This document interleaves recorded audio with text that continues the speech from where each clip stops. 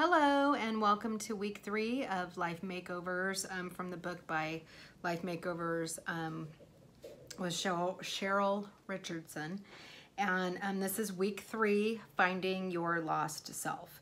So this one, this week was about journaling again. And if you're watching both of the books that I am, or if you're following the videos for both of the books that I'm doing right now. So the other one is Best Self, and this one is Life Makeovers. So this is week 3. There's 52 lessons, so each week, and this week is Finding Your Lost Self. So I'm just gonna dig right in. So she says, sometimes we feel as though something is missing from our lives, and usually it's very difficult for us to pinpoint exactly what it is. So if you feel dissatisfied with your life, or if you feel as though something is missing, you might want to consider this. It might just be that what's missing from your life is you. So when we spend, she goes on, and I'm just, I don't know what you can see here. So these are my little highlighted sections, things that I've highlighted from the book. So not reading the whole thing. If you want to know more, you got to buy the book. Interesting thing, I got this book back in 2000 or 2001. So that's like damn near 20 years ago, right? So you think about, I'm not even sure if we had smartphones. So I'm not even sure we were on Palm Pilots or something at that point, but she does go on to talk about media. Anyways, life was definitely very different nearly 20 years ago. Shoot, the kids nowadays probably don't know what dial-up is, but she goes on and talks about how basically that we have so much going on in our lives that, you know, we're a little too busy. So she goes on to say, when we spend so much of our lives focused on what's out there, that we end up feeling lost and confused because we can't look at what's right here. So that is so true, right? We are all so focused on, even here, you know, on YouTube videos or Instagram or Facebook, or even me, I'm on my phone all the time. Not all the time, but I mean, that's how the bulk of my news consumption is from my phone, just reading the headlines. Oftentimes reading the news is like the first thing I do in the morning while I'm still laying in bed. Because I don't feel like getting out of bed yet, so I just check and see, you know, what's going on the East Coast already.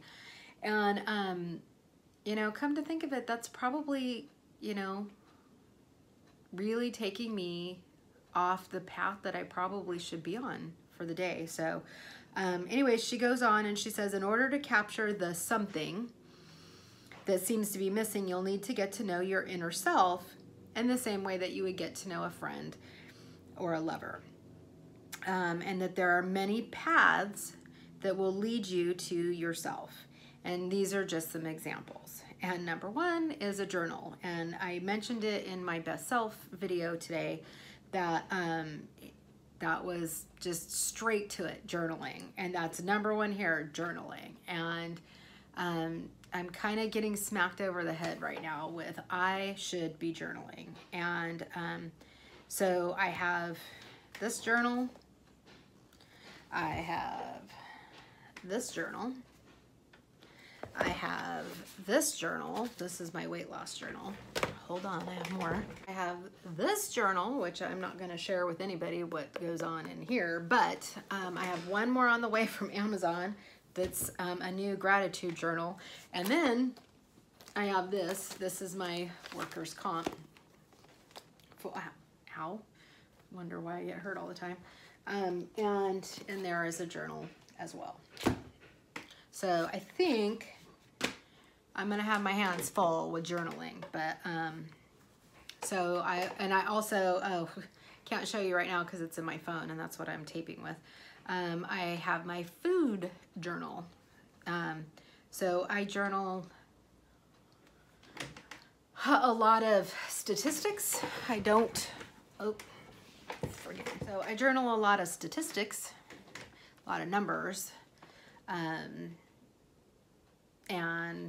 a lot of lists, but I don't tend to journal too much. My thoughts, feelings, a whole lot. Anyway, so She does talk about capturing your dreams, like journaling your dreams when you wake up. And I used to do a lot of that. There was the dream, Lauri, oh dang, what's her name? No, it's Lauri, and she is like the most amazing dream interpreter. I'll see if I can find her website and put it in a link down there for interpreting your dreams. She's by and far the best. When I was having this recurring nightmare about horses for a couple of years, and it was like all these nightmares that would come.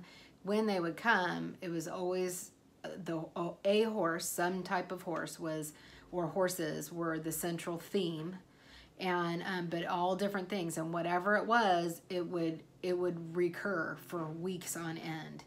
And when I found out what horses mean and a few other things, all of a sudden I stopped having the recurrence of the nightmares, but I still talk to myself with horses. Horses represent your thoughts and emotions, or one or the other. Can't remember at the moment. Anyways, moving on. The next thing that she says is it's very important to spend time with yourself. And this is something I've been doing for a while, but I haven't done it in a while. So she says, when you make a promise to spend time with yourself, you must keep your promise. Now, here's something that I have to say and that I teach my students about keeping appointments with yourself, especially for self-care. If you need to, do anything to take care of yourself, meditate, cry, scream, punch some things, exercise, whatever that is, that's you taking care of yourself. Okay, that time for yourself is to take care of yourself. And if you make an appointment and then you don't keep it, and I'm not saying that you can never reschedule because something very pressing comes up, but generally speaking, you should make these appointments, and they, may only need to be for 5 minutes. Okay, when you just need to cry or scream or punch something real quick, scream into a pillow or punch a pillow, that might only take a minute or two. But nonetheless, you schedule this appointment with yourself and then you don't keep it. What happens is your trust level goes way down. Basically, if you feel like you have trust issues, keeping appointments with yourself is going to be really important. And the reason why you can't trust other people is because you don't keep appointments with yourself. And inside, you can't even trust yourself to take care of yourself. So you certainly can't trust somebody else. So you have to treat yourself like you would treat anybody else. If you're good at keeping appointments with other people, you need to keep that appointment with yourself. So she's saying to, I think, let's see, going on. So she says, your relationship to yourself is at the heart of a great career, loving relationships, true joy, and a meaningful life. It all begins with you. If you feel like something's missing from your life, move to the center and reclaim your wise and wonderful self. So the Take Action Challenge for this week is to get out your calendar book. For me, it's the calendar in my phone, and to schedule appointments for yourself for the next 6 months, and to block out at least an appointment once a week. And as time goes on, you are going to schedule more time with yourself. So initially, maybe it's, a 10-minute appointment with yourself, and then next week it's a 15-minute appointment. And so you spend more time with yourself. So I can say, check, I talked to Siri, and Siri scheduled me for 6 months every Sunday morning from 8:30 to 10:30. And she says, this is really imperative here. She goes on to say, remember that as soon as you schedule this time, chances are pretty good that someone will challenge your commitment. Stay strong. Although there will be obvious times when you'll need to rearrange your schedule, set a new standard that honors yourself first by limiting interruptions. And I cannot agree more. So what I wrote in my journal for this week, and then I will be very done.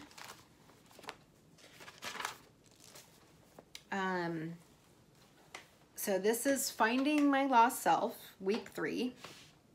I am going to start journaling, and in this journal, or journals, because I just showed you I have quite a few, the things that I will be journaling, just to make sure that I always have something to talk about with myself, or, you know, just sentence starters to get the pen moving, is to journal about not my statistics, or how much I weighed this week or what I ate, because I already do that, but to journal gratitude, the story of my life, what's working and not working in my life, who I am today, letters to God, my fears as I see them today, and what I've learned as of today, and goals and accomplishments.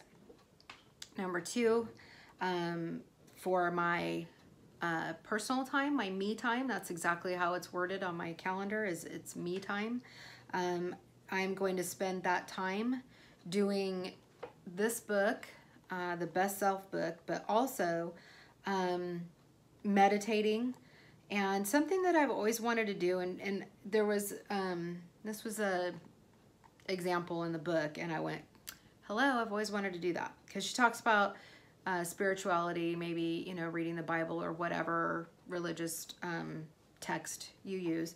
And then she talked about studying the Dalai Lama and Buddha. And so that's what I'm going to do in my me time as well. Is, I don't want to call it spare time, because it's not spare time, it's scheduled time. And I just want to say I'm important enough to carve out time out of my life for me. It's not spare time, because I'm never going to have spare time, right? So also to study the Dalai Lama and Buddha, and schedule time with myself to do these things. And I'm going to make it to where I think in a short period of time here, I'm going to have this be a daily thing, that I'm gonna claim an hour or 2 every day at some point. That's what I'm building up to, and that the things that I'm gonna do aside from this journaling or this life makeover or this best self thing, there's 2 other things that I need to do. One is exercise. That is a goal of mine, that for year 2 post-op is to become a fit self, not just a slim self. And number 2 is a friend at work turned me on to, I think her name's Marie Kondo on Netflix, the organized lady. And so I've watched a couple episodes of her show, and was really inspired. I think I have a previous video here, one of the last 3 videos. I may have shown the nightmare that was the side of my bed with all the clothes and shoes, and it was just a disastrous mountain of crap. And that's all cleaned up. And so that really made me feel really good. She's right. I felt better. And if you could see the clutter piles that I have, little, you know, piles of me around my house, I don't feel good, and those piles laugh at me every time I walk by. And we bought this house 2 years ago, 2.5 years ago now, and a few weeks after we moved in, I mean, we weren't even remotely close to unpacking, is when I went blind, and then a few weeks later was diagnosed with MS. And I just put everything on hold for, I was so depressed for about 6 months. I mean, I couldn't do anything. I was so depressed. And when I came out of that funk, 10 pounds heavier, just want to say, is when I made the decision to have the weight loss surgery and started that process. And so that first year after being diagnosed with MS got me through the depression into being accepted into the bariatric program and losing the initial weight that I needed to be scheduled for surgery. Then this next year that's been in this house has been spent being all about post-op, losing weight, and the insanity that has ensued. And so now I've lost enough weight and I feel good enough that it's time to move forward in my life with other things. So along with this, doing the life makeovers, doing the best self, exercise, and just having a different life other than just what can I eat today. And also finally unpacking in my house. It's almost like I hate coming home sometimes because I just can't stand to see the piles of, how do I say this? It's almost like little piles of insanity around my house, of things that denial that I have had to somehow push aside one way or another in order to survive and get to right here today. And I survived, and it's time to start cleaning up these little piles and start living in sanity, not insanity, living in sanity. So hopefully you enjoyed, and I'll talk to you guys next week.